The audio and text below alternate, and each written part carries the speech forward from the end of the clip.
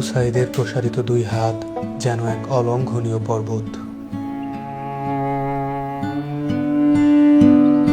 কোনো বর্গীর সাধ্য নেই যেটা অতিক্রম করে বাংলাদেশের মানুষকে স্পর্শ করতে পারে।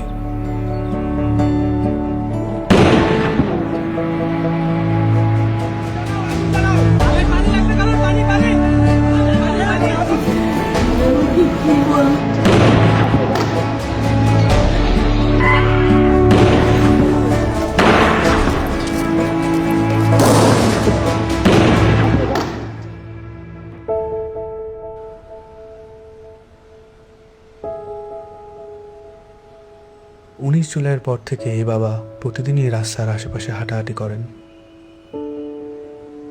কখনো আবার নির্বাক দাঁড়িয়ে থাকেন। উনি সামনের দিকে তাকিয়ে থাকেন, কিন্তু আসলে কোনো দিকেই তাকান না।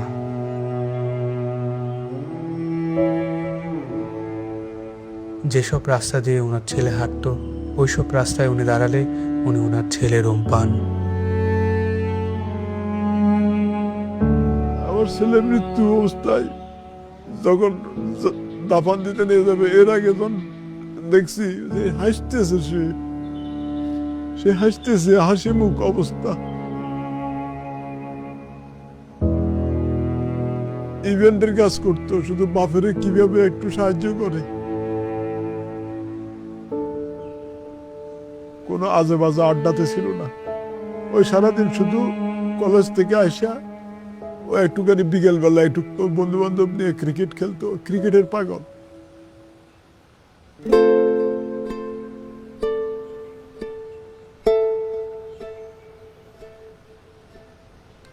যে আমার পায়ের পাতা আছে এরকম একটা অনুভূতি হতো, কিন্তু আমি যখন হাত দিতাম তখন থেকে আমার পায়ের পাতা নেই, এরকম একটা প্রচুর অনুভূতি হতো। আমি অনেক কান্না করতাম। এই ব্যথার চেয়ে আমার ওই অনুভূতিগুলো আমার বেশি হতো, যে আমার পা আছে, আমি যখন হাত দিই তখন থেকে আমার পা নাই।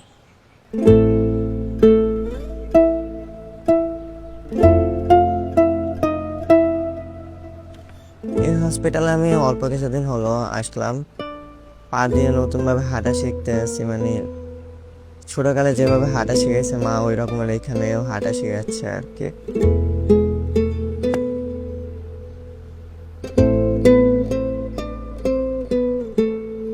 একটি প্রতিবন্ধী কিশোর, 7 বছরের বাচ্চা, ল্যাংড়া মানুষ যদি সংগ্রামে নামতে পারে, তাহলে আমি কেন বসে থাকবো ঘরে? একদিন তো মরতেই হবে। তাই মৃত্যুর ভয় করে স্বার্থপরের মতো ঘরে বসে না থেকে গুলি খেয়ে বীরের মতো মৃত্যু অধিক শ্রেষ্ঠ। আমি যদি বেঁচে না ফিরি, তবে কষ্ট না পেয়ে গর্বিত হয়েও জীবনের প্রতিটি ভুলের জন্য ক্ষমা চাই। আনাস।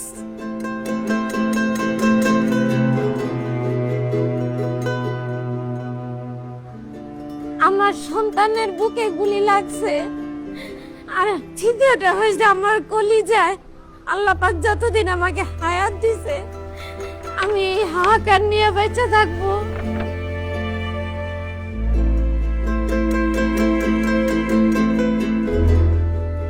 বাবা আসলে আমাদের একটা কিছু না, কিন্তু চকলেট নিয়ে আসছো। পিউ বাবা নাই বাড়িতে। যখন বাইরে গেছে আর পুলিশ এসে ওকে ঘুড়ি মেরে দিছে। আই মিস ইউ পিউ বাবা।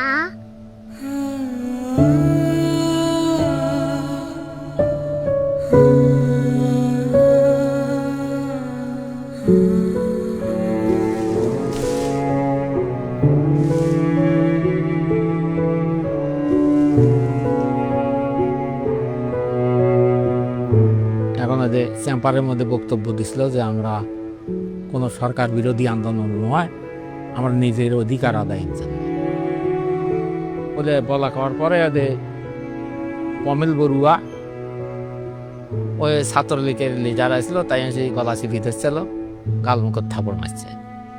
এখন ওই জন্যই ওর জেদ ধরে শহীদ হলো কি এখন ওটার ব্যাখ্যাটা আর আমি জানি না।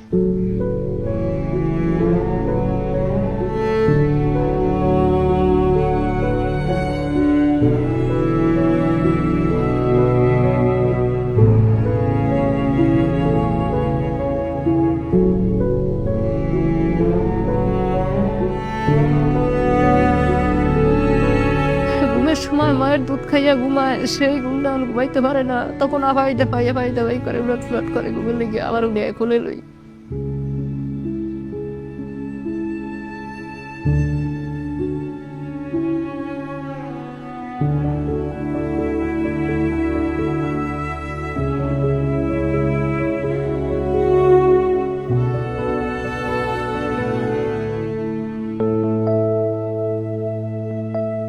এখানে এসে যখন দেখি যে এখানে সবসময় ভাইয়া পড়াশোনা করতো, এই বিছানাতে থাকতো, এখন যখন দেখি ও নাই তখন একটা শূন্যতা কাজ করে মনের মধ্যে।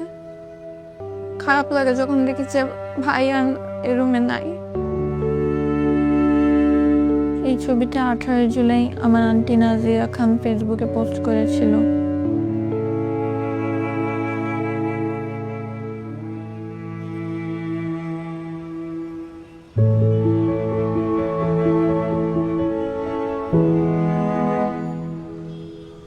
আজ কতদিন হলে আমার ছেলে আমার মা কয়, আমার মাও কয় না, আমার বুকে হয় না, কয় না আমার বাপ বেড়ে দে।